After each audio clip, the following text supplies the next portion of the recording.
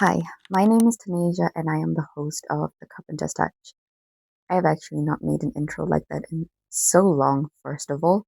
Secondly, can I just say that when I had thought about making this YouTube video, I I had this whole plan to be like, okay, I'm going to dress up, look my best self, and make the video because I wanted to be the person that younger me wanted to grow up to be. And yet, as I was like done writing the letter to myself, like my younger self, I don't know, I just felt like God would be like, you need to be who younger you needed you to be. Who that was somebody that is confident and comfortable with themselves and somebody reassuring and relatable. So, hence why I am making this video on the floor in my bonnet, wearing 5 layers of clothes because it is cold. And I don't know if I'll keep this part in, but I have not showered yet. I am not the woman that I would like to be, like taking good care of myself and everything. But anyway, um, I don't know. I felt like God is also giving me reassurance that when I'm done here, I will just be the woman that I need to be right now. And yeah, that is the person I just wanted to give you some context basically of the vibe right now. I think with I think moving forward, let's just start the video. I am going to be reading to you my letter to my younger self. I wrote this because lately I have been reflecting on the ministry and why exactly am I doing this? Who exactly is this for? What exactly is going on? I found myself understanding that um, this ministry is in service of younger me. So, younger me is actually a reference to anybody that is between the ages of 12 to 15, because that is the person I think of whenever I approach the ministry, or the way I'm like planning on approaching the ministry moving forward. Following that, it's like people in my age range or people that can relate to anything that I have went through or I am going through. Because honestly, younger me needed somebody, and that somebody wasn't there for me. And well, I think I unpack quite a bit here to give you some understanding of where I am coming from. So I just wanted to let you guys know, like, this is why I'm doing this.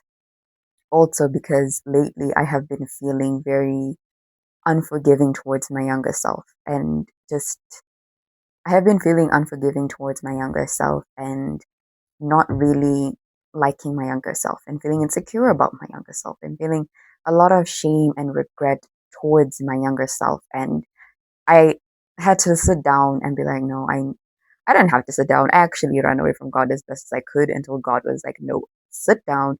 We are dealing with this. So this is actually not the first time I've written a letter to my younger self, but I think with forgiveness, it's not just a once off thing. It's something that happens like quite a lot. And lately I've been struggling to forgive my younger self, especially as I understand the calling for this ministry. I feel like I just feel so angry with my younger self that I'm like, I don't really want to be thinking of her when I approach the ministry, but the Lord works in a beautiful way. So I think the start of it all is literally going to be in today's video, where I will be sharing with you a letter to my younger self and just being vulnerable and open with you. So, yeah, I tried my best not to filter so much out while also trying to just, yeah, not to expose too much on the internet, basically. Whatever. Let's just get into it. I will be focusing on the reading for the rest of the video, and let me know in the comments what you think about it. Let me know in the comments what you would like to say to your younger self. Let me know in the comments what you would like to say to somebody else who, I don't know, let me know what else you would like. Or just write in the comments like what you would like to say to somebody either in this situation or just to say to somebody younger than you or say to your past self. whatever it may be. If you enjoyed this video, please do give it a like and follow for more.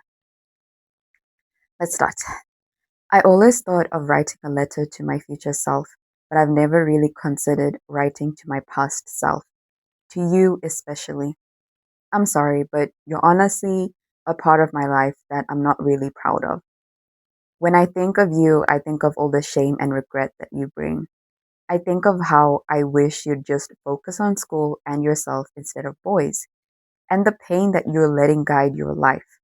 I just wish you did better, honestly. But also, I'm sorry. You're just a kid.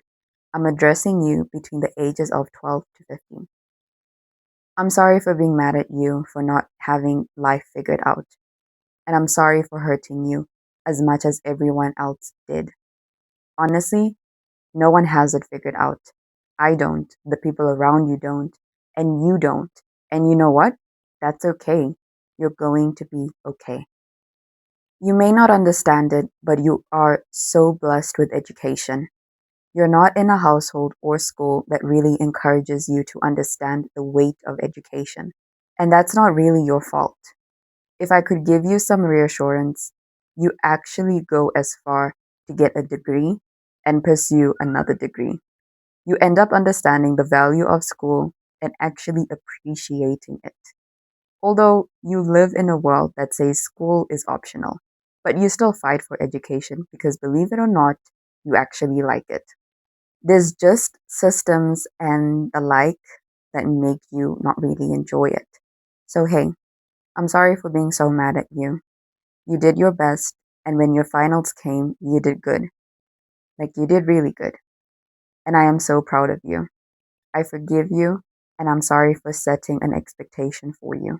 Speaking of expectations, let's talk about boys. Or actually, let's begin to the first boy who ever broke your heart, your father. I just want to start off by saying that your feelings are so valid. Your form of expressing them is not healthy, but understandable. I understand you. You feel unloved because you feel neglected by your father. And this need for love and validation, you look for it in the attention that the boys around you give. My love, can I just say, you will never find it in them. The yearning you have for validation, love, and fulfillment will never be found in the boys, not even your dad. What you're looking for can only be found in Jesus. And I know that you don't have the best perception of God, but let me just say that He is real and He loves you. You end up giving your life to Him some years after high school. And truly, that was the best decision you have and will ever make. Your relationship with your dad gets better, and you actually end up marrying the perfect guy for you. He is literally your best friend. And you heal. You find fulfillment in Jesus. I don't agree with a lot of your actions, but I do understand you, and I forgive you, and I love you. My love for you is not dependent on your actions, and I'm sorry for making you feel that way. It's actually a core lie you believe, that your value is dependent on your actions. Jesus is truth, and He washes you in His truth. That core lie and many others are being taken captive and made to be obedient to Him while He reaffirms your true identity in Him. And hey, I know that you don't feel confident. I know that you don't feel beautiful. And I know that you are comparing yourself. I know that it's hard to make friends. All you want is to be involved and accepted. I know that you want to be part of a group and not feel left out. All that you're feeling is normal. You are normal. I mean it when I say that things really do get better. You will actually get through this awkward stage in your life. Friendships will actually always be hard to make, but God will not fail you. He will bless you with the right people in life. And I know your mind does not feel like the best of places. The depression and anxiety that you feel is real. Again, you are not crazy. Help is really out there. Yes, you don't have the best experiences with receiving it, but fun fact, this becomes your core motivation to help others. The fact that you did not get the right help that you needed And I can assure you that you do get help. Depression, anxiety, and even self harm behaviors are things that you do overcome because the sun sets you free and you are truly free indeed. If I'm not mistaken, actually, you are in the prime phase of puberty. And what an awkward moment it is. You don't understand self care. You don't understand your body at all. And you know what? That's okay. One, you're not meant to have it all figured out at this age. And two, a feminine role model is someone you don't really have around you. None of it is your fault, but you do eventually get to a point in life where you grow to understand yourself and what it means to be feminine. So I forgive you for your crazy fashion sense. You were finding yourself, and you know what? You eventually did. It wasn't in the way you expected, though. It was in a God that was always there with you, but you just didn't know it. And it's funny because I know that you feel lost without any proper guidance in life. But can I just say something to free and comfort you? No amount of guidance or planning will help you to have it all figured out. You will never have it all figured out, and that is okay. You are not in control, but there is a God that is in control, and He loves you. You end up serving Him. You find safety in Him. Your walk with God isn't perfect, but honestly, there is no going back. The life you're living is one without Him. The life I am living now is one with Him. If you were in my shoes right now, you'd probably be in therapy because of the weight of anxiety on your heart. But I have Jesus, so I am literally at peace in all circumstances. Okay, I'm realizing that I'm low key preaching the gospel to you, but I don't really have a direction with writing this letter to you, honestly. Although I do have faith that if you could actually read this, so much weight would be lifted off of you. I don't have much to share with you about the woman that you grew up to be. Okay, that's a lie. There is a lot to share. You grew up to find God and be saved.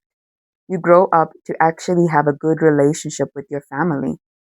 You have a strong God centered community. You have a husband that loves you and a good marriage. You know your career path and goals and are actively taking steps to work it all out. And although you often don't admit it, you actually grow to love yourself and be confident. I think you'd be proud to know the woman that you grow up to be. And honestly, I'm proud of her too. I do have to give God all the glory though, because He is the reason that it all worked out in the end.